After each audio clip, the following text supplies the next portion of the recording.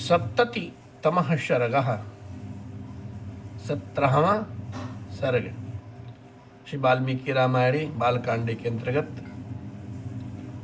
आज का ये पावन प्रसंग। राजा जनक जी का अपने भाई कुशध्वज को साकांसिया नगरी से बुलवाना, राजा दशरथ के अनुरोध से वशिष्ठ जी का सूर्य वंश का परिचय देते हुए श्री राम और लक्ष्मण के लिए सीता तथा उर्मिला को वर्ण करना। ततः प्रभाते जनकः कृतकर्मा महर्षिभिः वाच वाक्यं वाक्यज्ञः सतानंदम पुरोहितम। तदंतर जब सवेरा हुआ और राजा जनक महर्षियों के सहयोग से अपना यज्ञ कार्य संपन्न कर चुके, तब वे वाक्य मर्मज्ञ नरेश अपने पुरोहित सतानंद जी से इस प्रकार से कहते हैं। भ्राता मम महातेजा वीरवान अति धार्मिकः कुशध्वज इति ख्यातः पुरी मध्य शुभाम वार्या फल कर पर्यंताम विपन्ने शुभितीम नदीम साकांस्याम पुण्य संकासाम विमानमिव पुष्पकम। हे ब्रह्मन, मेरे महातेजस्वी और पराक्रमी भाई कुशध्वज जो अत्यंत धर्मात्मा हैं, इस समय इच्छुमती नदी का जल पीते हुए उसके किनारे बसी हुई कल्याणमयी साकांसिया नगरी में निवास करते हैं। उनके चारों ओर परकोटों की रक्षा के लिए शत्रुओं के निवारण में समर्थ बड़े बड़े यंत्र लगाए गए। वह पूरी पुष्पक विमान के समान विस्तृत तथा पूर्ण से उपलब्ध होने वाले स्वर्गलोक के सदृश सुंदर है। और इतना ही नहीं, तामहं दृष्टमिच्छामि यज्ञ गोप्ता समेमता प्रीतिम स्वपि महातेजा इमा भोक्ता मया सह। और वहां रहने वाले अपने भाई को इस शुभ अवसर पर मैं यहाँ उपस्थित देखना चाहता हूँ, क्योंकि मेरी दृष्टि में वे मेरे इस यज्ञ के संरक्षक हैं। महातेजस्वी कुशध्वज जी मेरे भी तथा श्री सीताराम के विवाह संबंधी इस मंगल समारोह का सुख उठवाएंगे। ऐसा विचार महाराज जनक जी अपने भाई कुशध्वज के लिए सतानंद महाराज जी से कहते हैं। यो मुक्ते तु वचने सतानंदस्य सन्निधौ आगताः केचिद् व्यग्रे जनकस्तान समादिशत। और राजा जनक जी के इस प्रकार से कहने पर सतानंद जी महाराज के समीप कुछ धीर स्वभाव के पुरुष आए और राजा जनक ने उन्हें पूर्वोक्त आदेश सुनाया। शासनात् तु नरेन्द्रस्य प्रायुः शीघ्र वाजिभिः समानेतुं नरव्याघ्रं विष्णुमिन्द्राज्ञा यथा। राजा की आज्ञा से वह श्रेष्ठ दूत तेज चलने वाले घोड़ों पर सवार हो पुरुष सिंह कुशध्वज को बुलाने के लिए चल दिए, मानो इंद्र की आज्ञा से उनके दूत भगवान विष्णु को बुलाने जा रहे हैं।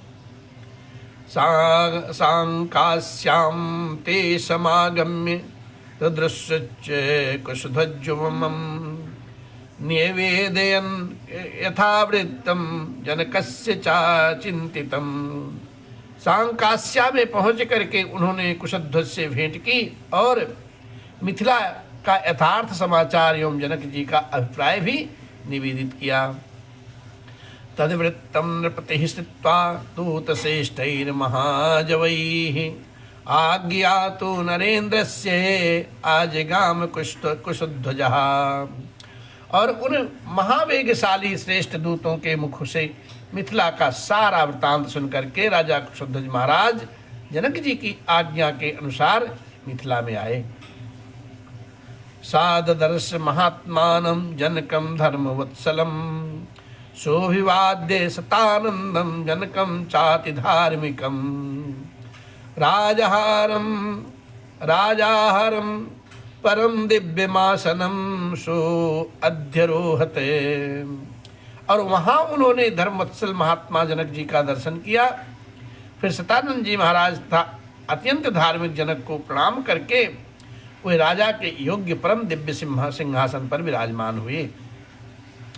उपविष्टाउ भूतौ तु भ्रात्रामिति दुति प्रेषयामास तुर्वीरौ मंत्रिश्रेष्ठं सुदामन्नदं मनम्। गच्छ मंत्रिपते शीघ्रमिच्छाकुलमिति प्रभम् आत्मजैः साधुर्धर्षमानियस्वे समन्त्रिणम्। सिंहासन पर बैठे हुए इन दोनों अमित तेजस्वी वीर बंधुओं ने विप्रवर सुदामन को भेजा और कहा, मंत्रिवर आप शीघ्र ही अमित तेजस्वी इच्छा कुलभूषण महाराज दशरथ जी के पास जाइए और पुत्रों तथा मंत्रियों सहित उन दुर्जय नरेश को यहाँ बुला लाइए। औपकार्याम सागत्वा रघूणाम कुलवर्धनम दर्श शीर्षा चैनम अभिवादित इदम ब्रवीत। राजा का आज्ञा पाकर के मंत्री सुदामन महाराज दशरथ जी के खेमे में जाकर के रघुकुल की कीर्ति बढ़ाने वाले उन नरेश से मिले और मस्तक झुका करके उन्हें प्रणाम करने के पश्चात इस प्रकार से बोले, हे वीर अयोध्या नरेश,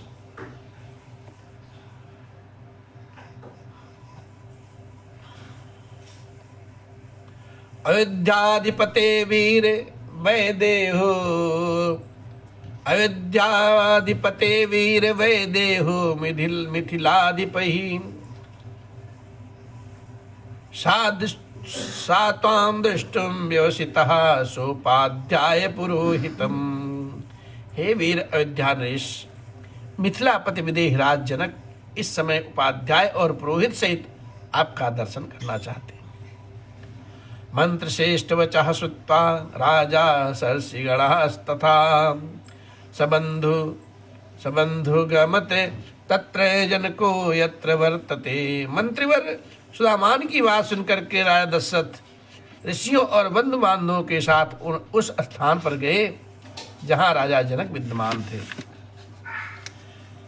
राजा चा मंत्र सहिता सोपाध्याय सावान्धवः वाक्यमिदां श्रेष्ठो वैदेहे मिदं ब्रवीत। मंत्री उपाध्याय और भाई बंधुओं सहित राजा दशरथ जब बोलने की कला जानने वाले विद्वानों में श्रेष्ठ महाराज दशरथ जी थे, विदेहराज जनक से इस प्रकार से पूछे, इस प्रकार से बोलते हैं क्या, विदितं ते महाराज इक्ष्वाक कुल दैवतम वक्ता सर्वेषु कृत्येषु वशिष्ठो भगवान ऋषि।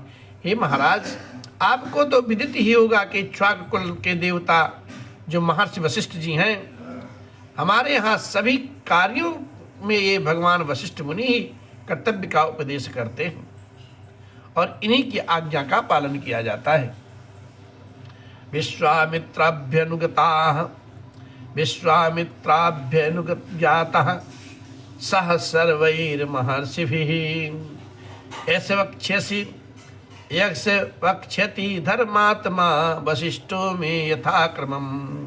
यदि संपूर्ण महर्षियों सहित विश्वामित्र जी की आज्ञा हो तो वह धर्मात्मा वशिष्ठ ही पहले मेरी कुल परंपरा का क्रमशः परिचय देंगे। तो श्रीं भूते दशरथे वशिष्ठो भगवान ऋषिः वाच वाक्यम वक्यज्ञो वैदेहं सपुरोधसम्। यो ऐसा कह करके राजा दशरथ जी महाराज चुप हो गए। तब वाक्य वेद्या भगवान वशिष्ठ मुनि पुरोहित सहित विदेहराज से इस प्रकार से बोले, अव्यक्त प्रभवो ब्रह्मा शाश्वतो नित्य अव्ययः तस्मान् मरीचे संयज्ञे मरीचे कश्यपः सुतः विश्वान् कश्यपाब्जज्ञे मुनिर्वै वैश्वतः स्मृतः। ब्रह्मा जी की उत्पत्ति का कारण अव्यक्त है, ये स्वयंभू हैं, नित्य, शाश्वत और अविनाशी हैं। कश्यप से विवस्वान का और विवस्वान से वैवस्वत मनु का जन्म हुआ। मनु प्रजापति पूर्वमिक्ष्वाकुश्च मनु सुतः तामिक्ष्वाकु अयोध्यायां राजानम विद्धि पूर्वकम। मनु पहले प्रजापति थे, उनसे इक्ष्वाकु नामक पुत्र हुआ और उन इक्ष्वाकु को ही आप अयोध्या के प्रथम राजा समझें। इक्ष्वाकुस्तु सुतः श्रीमान कुच्छेरित्येव विश्रुतः कुच्छेरथात्मजः श्रीराम विकुच्छरुद्पद्यते। इक्ष्वाक के पुत्र का नाम कुच्छ था। वह बड़े ही तेजस्वी थे। कुछ से विकुच्छ नामक कांतिमान पुत्र का जन्म हुआ। विकुच्छेस्तु महातेजा बाणः पुत्रः प्रतापवान। बाणस्य तु महातेजा अनरण्यः प्रतापवान। और विकुच्छ के पुत्र महातेजस्वी और प्रतापी बाण हुए। बाण के पुत्र का नाम अनरण्य था और वे भी बड़े तेजस्वी और प्रतापी थे। अनरण्यात पृथुर्यज्ञे त्रिशंकुस्तु पृथुरपि त्रिशंकुर्भवत पृथो धुंधुमारो महायसा। अनरण्य से पृथु और पृथु से त्रिशंकु का जन्म हुआ। त्रिशंकु के पुत्र महायशस्वी धुंधुमार थे। धुंधुमारान महातेजा युवनाश्व महारथा युवानश्वेश्वतश्चासीन्निमान्ध्याता पृथ्वीपति। और धुंधुमार से महातेजस्वी महारथी युवनाश्व का जन्म हुआ। युवनाश्व के पुत्र मान्यधाता थे और जो समस्त भूमंडल के स्वामी थे। मान्यधातास्तु सुतः श्रीमान सुसंधि रुदपद्यते सुसंधरेपे पुत्रोदौ ध्रुवसंधे प्रसेदजति। और मानधाता से सुसंधि नामक कांतिमान पुत्र का जन्म हुआ। सुसंधि के भी दो पुत्र हुए, ध्रुवसंधि और प्रसेनजित। यशस्वी ध्रुवसंधेस्तु भरतो नाम जानतः भरतात तो महातेजा असितो नाम जायते। और ध्रुवसंधि से भरत नामक यशस्वी पुत्र का जन्म हुआ। भरत से महातेजस्वी असति की उत्पत्ति हुई। असित की बाल वशिष्ठ जी महाराज दशरथ जी के कुल का परिचय इक्ष्वाक वंश का देते हैं। एस एते प्रतिराजान उद्यपद्यन्ते शत्रवः हयह्यास्ते तालज संघाश्च सुराश्च शशविन्दवः। राजा असित के साथ हय ताल जंग और शशविंदु इन तीन राजवंशों के लोग शत्रुता रखने लगे थे। तांश्चा प्रत्युद्यन वे युद्धे राजा प्रवासित हिमवन्ते मुपागम्य भार्याभ्याम सहितस्तदा। और युद्ध में इन तीनों शत्रुओं का सामना करते हुए राजा असित प्रवासी हो गए। वे अपनी दो रानियों के साथ हिमालय पर आकर के रहने लगे। अस्तो अल्प बलो राजा काल धर्म मुपेयुवान द्वय चास्य भारे गर्भिण्यो बभूव तुरति श्रुति। राजा असित के पास बहुत थोड़ी सेना शेष रह गई थी। वो हिमालय पर ही मृत्यु को प्राप्त हो गए। उस समय उनकी दोनों रानियां गर्भवती थीं, ऐसा सुना गया। एका गर्भ विनाशार्थ्यम शल्पत्नी सगरम ददौ। और उनमें से एक रानी ने अपनी सौत का गर्भ नष्ट करने के लिए उन्हें विषयुक्त भोजन दे दिया। तथा शैलवरे रम्ये बभूवाभिर्तु मुनिः भार्गवश्च चवन्यो नाम हेमवन्ते उपासितः तत्र चैका महाभागा भार्गवं देववर्चसं ववदन्ते पद्म पत्राक्षी कांक्षती सुतमुत्तमं त्रविशिंसा भूमागम्य त्रिमसिं साभ्यमागम्य कालिंदी चाभ्यवादयते। और उस समय उस रमणीय एवं श्रेष्ठ पर्वत पर वृकुल के उत्पन्न हुए महामुनि च्यवन तपस्या में लगे हुए थे। हिमालय पर भी उनका आश्रम था। उन दोनों रानियों में से एक, जिसे जहर दिया गया था, कालिंदी नाम से प्रसिद्ध थी। विकसित कमल दल के समान नेत्रों वाली महाभागा कालिंदी एक उत्तम पुत्र पाने की इच्छा रखती थी। उनमें उसने देवतुल्य तेजस्वी भृगुनंदन च्यवन के पास जाकर के उन्हें प्रणाम किया। सातामभ्यवदत विप्रः पुत्रेप्सुम पुत्र जन्मनि साकुच्छो महाभागे सुपुत्रः सुमहाबलः महावीर्यो महातेजा अचिरात संजनिष्यति गरेण सहितः श्रीराम गरेण सहिता श्रेमान मासुचाह कमलेक्षणे। और उस समय ब्रह्मर्षि च्यवन ने पुत्र की अभिलाषा रखने वाली कालिंदी से पुत्र जन्म के विषय में कहा, हे महाभागे, तुम्हारे उदर में एक महान बलवान महातेजस्वी और महापराक्रमी उत्तम पुत्र है। वह कांतिमान बालक थोड़े ही दिनों में घर जहर के साथ उत्पन्न होगा। अतः कमल लोचने, तुम पुत्र के लिए चिंता ना करो। च्यवनम चा नमस्कृत्य राजपुत्री पतिव्रता पत्या विरहिता तस्मात् पुत्रम देवी विजायते। और वह विधवा राजकुमारी कालिंदी बड़ी पतिव्रता थी।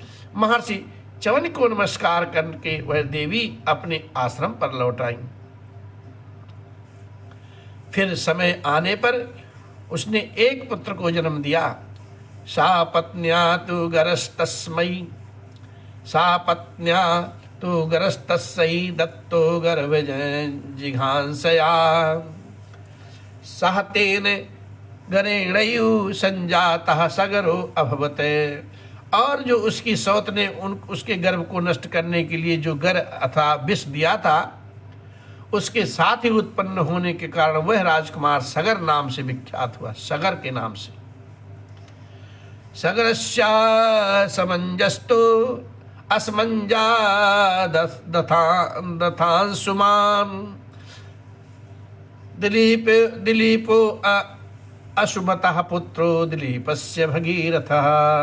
और सगर के पुत्र असमंजस और असमंजस के पुत्र अंशुमान हुए और अंशुमान के पुत्र दिलीप और दिलीप के पुत्र भगीरथ हुए।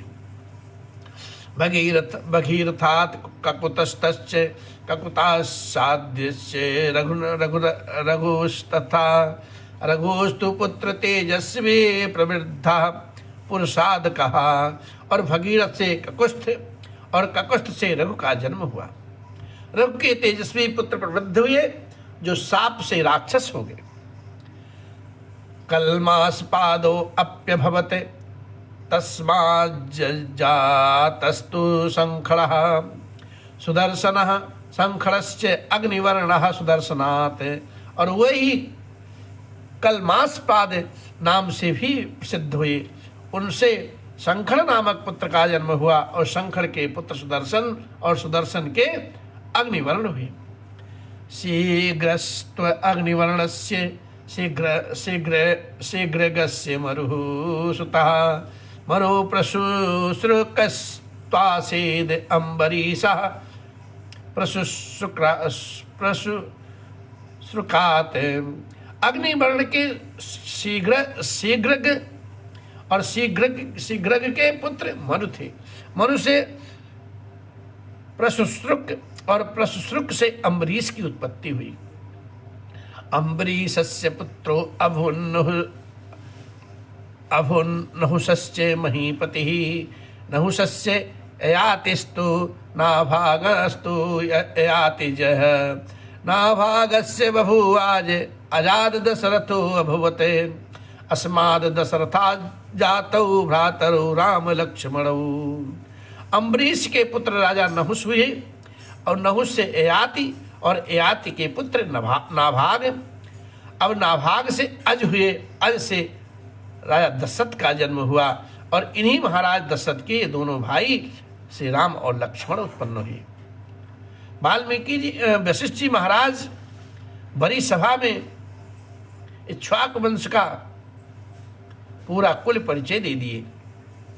आदि वंश विशुद्धानाम राज्ञाम परम धर्मिणाम इक्ष्वाकु कुल जतानाम वीराणाम सत्यवादिनाम।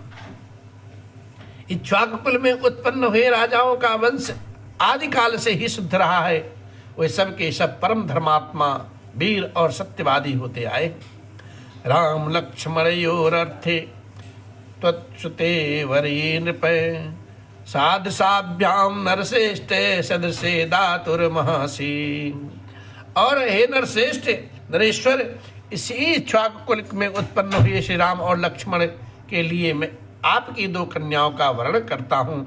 मैं आपकी कन्याओं के योग्य, ये आपकी कन्याओं के योग्य हैं और आपकी कन्याएं इनके योग्य हैं, अतः आप इन्हें कन्यादान करें। वशिष्ठ जी महाराज जो प्रपोजल बनाए थे उसको सामने रख दिए। अब इस प्रकार से श्री वाल्मीकि निर्मित आर्ष रामायण आदि महाकाव्य के बालकांड में 70वां सर्ग संपन्न होता है। श्री राम जय जय।